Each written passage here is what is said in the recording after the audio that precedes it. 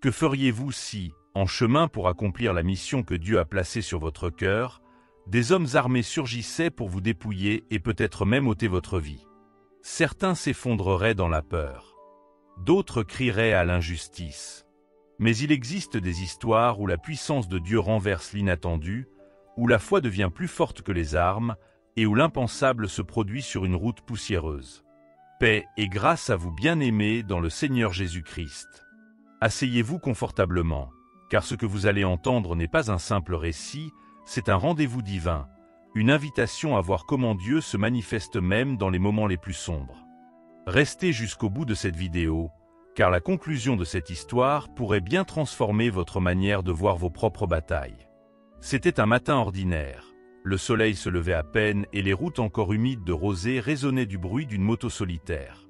Sur cette moto, un pasteur. Ni riche, ni puissant aux yeux du monde, mais animé d'un feu intérieur, annonçait l'Évangile dans un village voisin. Ses mains serraient le guidon, mais son cœur serrait les promesses de Dieu. Ce chemin, chacun de nous l'a déjà pris.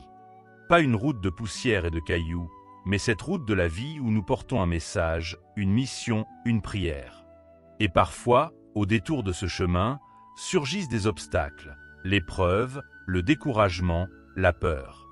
Avant d'aller plus loin, je t'invite à écrire en commentaire cette déclaration de foi. Seigneur, rien ne peut arrêter ton plan dans ma vie. Abonne-toi pour ne pas manquer d'autres récits inspirants et partage cette vidéo avec une personne qui traverse une épreuve. Maintenant, laissons-nous guider pas à pas dans ce récit bouleversant. Voici 5 étapes où chaque moment apporte une nouvelle tension, une révélation et une victoire cachée dans les larmes de l'épreuve. Première étape, l'ombre sur la route, l'attaque des bandits. La route semblait paisible, enveloppée par le chant discret des oiseaux et le souffle léger du vent matinal. Le pasteur roulait à moto, son cœur déjà tourné vers le village où il devait annoncer la parole. Ses lèvres murmuraient une prière silencieuse, ses pensées baignaient dans les écritures qu'il voulait partager. Mais ce calme fragile fut soudain brisé par un vacarme surgissant de la brousse. Des silhouettes menaçantes bondirent sur le chemin, leurs visages couverts, leurs mains armées de machettes et de fusils. La moto s'immobilisa brusquement. Le pasteur sentit son cœur s'emballer et son souffle se raccourcir.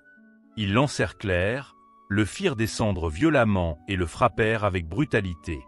L'un des hommes, les yeux brillants de haine, cria « Donne-nous ton argent, sinon ta vie s'arrête ici. » À cet instant, le pasteur comprit que ses propres forces ne suffiraient pas. Ni ses bras, ni sa voix, ni ses gestes n'avaient de quoi le sauver. Seule une main invisible pouvait intervenir. Ce tableau reflète une vérité spirituelle. Quand un croyant se lève pour accomplir l'œuvre de Dieu, l'ennemi dresse toujours une embuscade. L'Écriture le dit clairement dans Jean 10:10, « Le voleur ne vient que pour dérober, égorger et détruire. Moi, je suis venu afin que les brebis aient la vie et qu'elles soient dans l'abondance. » Ce cri des bandits était l'écho des ténèbres, une tentative pour voler non seulement l'argent, mais aussi la mission et la foi. Ce moment de frayeur était comme entrer dans une vallée profonde. Mais le pasteur se souvenait des paroles éternelles du psaume 23:4. « Quand je marche dans la vallée de l'ombre de la mort, je ne crains aucun mal, car tu es avec moi.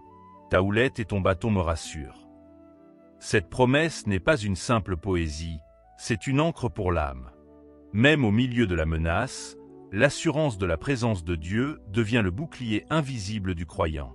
Ainsi en fut-il pour Élie, seul face au prophète de Baal, mais entouré de la puissance du Dieu vivant. Ainsi en fut-il pour Moïse, menacé par Pharaon, mais soutenu par la main qui ouvrit la mer Rouge. Et ainsi en fut-il pour le pasteur, piégé sur une route poussiéreuse, mais couvert par le regard du Tout-Puissant. Deuxième étape, le silence du ciel, la foi mise à l'épreuve. Le souffle du pasteur était court, ses mains tremblaient encore sous les coups reçus. Autour de lui, les voix des bandits résonnaient comme un tonnerre oppressant. Pourtant, au milieu de ce tumulte, un silence plus lourd dominait, celui du ciel. Il leva les yeux, cherchant une réponse, un signe, un secours. Rien. Pas de voix qui retentit, pas d'ange visible, pas de miracle immédiat. Et la question douloureuse s'imposa à lui. « Seigneur, où es-tu? Pourquoi permets-tu cela ?» Ce sentiment, chaque croyant l'a déjà traversé. Les moments où les prières montent mais semblent se perdre dans l'air. Les heures où la douleur s'éternise et où le ciel reste fermé. Mais le silence de Dieu n'est pas synonyme d'abandon. C'est une école. Une salle d'épreuve où la foi se forge. Job, assis sur sa cendre, couvert d'ulcères, avait crié au ciel sans recevoir de réponse immédiate.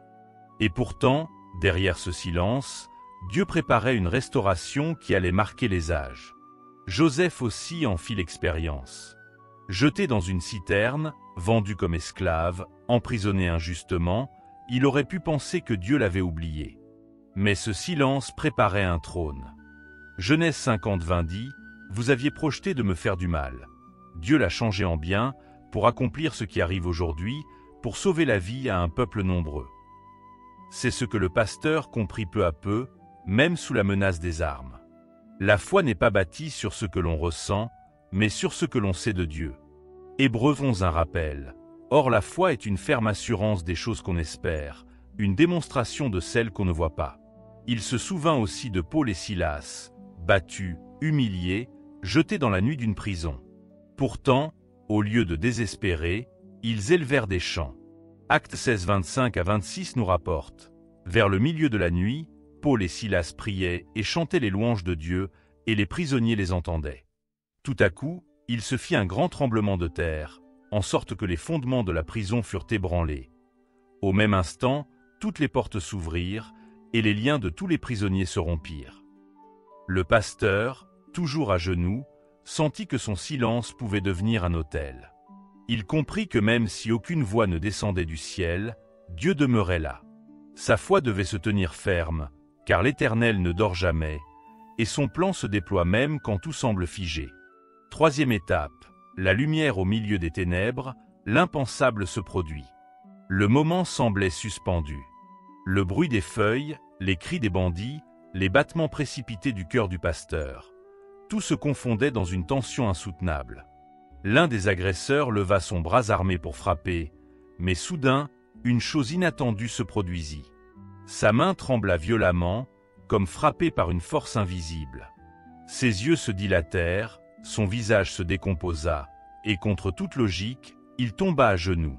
Ses compagnons reculèrent, déconcertés, murmurant entre eux avec effroi. Le pasteur, encore haletant, sentit alors une voix douce et ferme résonner dans son cœur.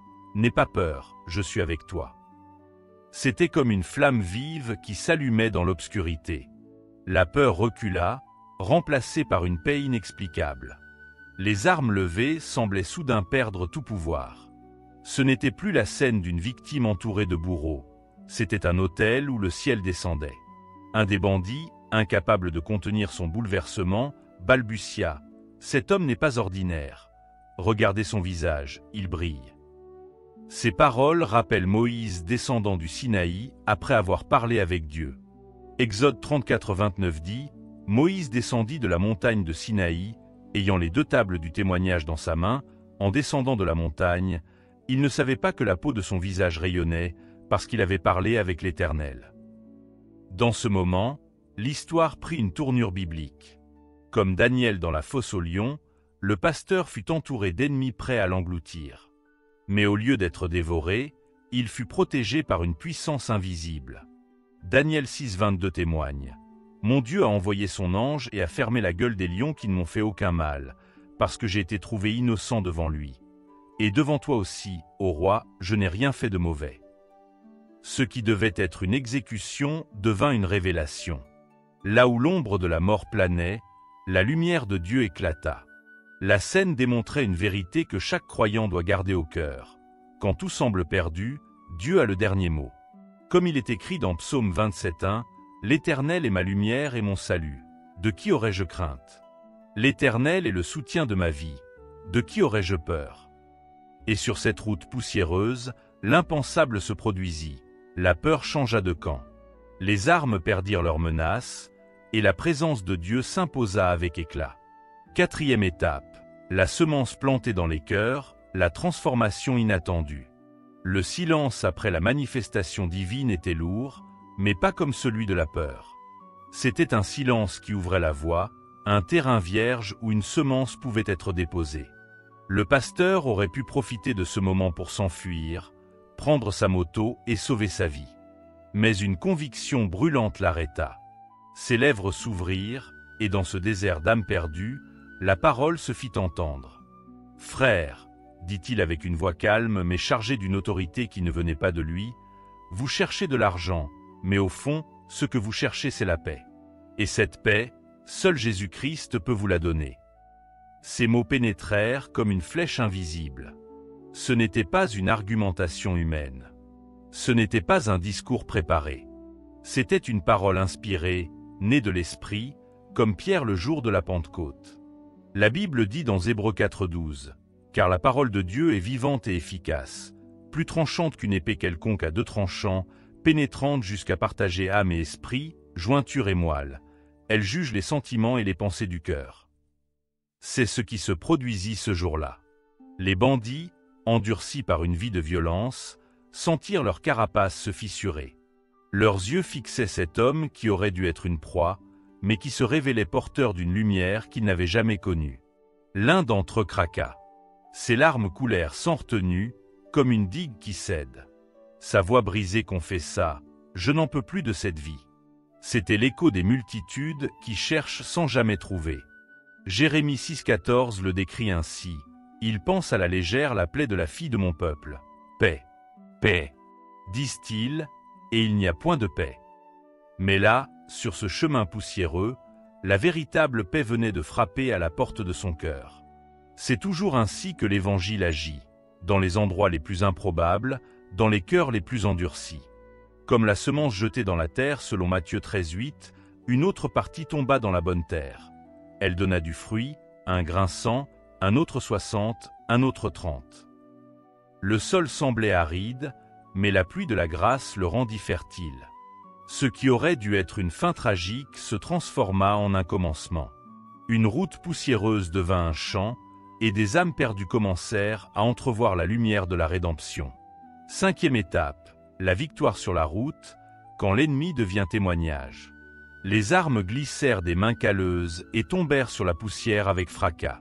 Le silence qui suivit n'était plus celui de la menace, mais celui d'une paix nouvelle, fragile et pourtant réelle. Certains bandits, tremblants, demandèrent pardon, leurs yeux rougis par les larmes qu'ils n'avaient jamais laissé couler. D'autres, incapables de supporter la lumière qui venait de percer leur obscurité, prirent la fuite, troublés et marqués à jamais. Ce qui devait être une embuscade sanglante se transforma en un autel improvisé, dressé par la grâce de Dieu au bord de la route. Le ciel avait renversé le plan de l'ennemi pour écrire une page de victoire. Là, sous le soleil brûlant, le pasteur leva les yeux et sut, il ne repartirait plus jamais comme avant. Quand il remit le moteur de sa moto en marche, ce n'était pas seulement pour atteindre un village, mais pour porter un témoignage vivant. Dieu délivre, Dieu sauve, et aucune arme forgée contre ses serviteurs ne peut prospérer. Comme le proclame Ésaïe 54, 17. Toute arme forgée contre toi sera sans effet, et toute langue qui s'élèvera en justice contre toi, tu la condamneras. Tel est l'héritage des serviteurs de l'Éternel, tel est le salut qui leur viendra de moi, dit l'Éternel. Sur cette route de poussière, l'ennemi avait perdu. La peur avait cédé la place à la foi, et des cœurs autrefois endurcis portaient désormais la marque invisible de la grâce.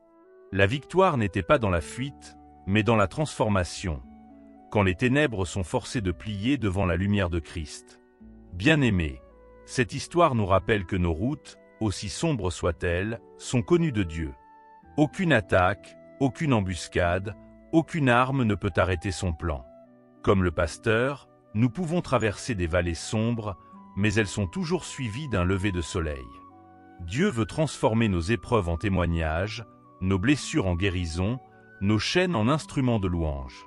Aujourd'hui, retiens ceci, même au milieu des bandits, Dieu est présent. Même quand les armes pointent vers toi, sa main te couvre. Même quand le silence semble pesant, sa voix prépare une délivrance. Marche dans la paix, marche dans la foi, et sache que ton histoire n'est pas finie. Ce qui semblait une embuscade peut devenir ton témoignage. Que la grâce du Seigneur Jésus-Christ repose sur toi. Reçois cette parole comme une prophétie pour ta vie. Ton chemin sera éclairé, tes ennemis confondus, et ton témoignage portera du fruit pour des générations.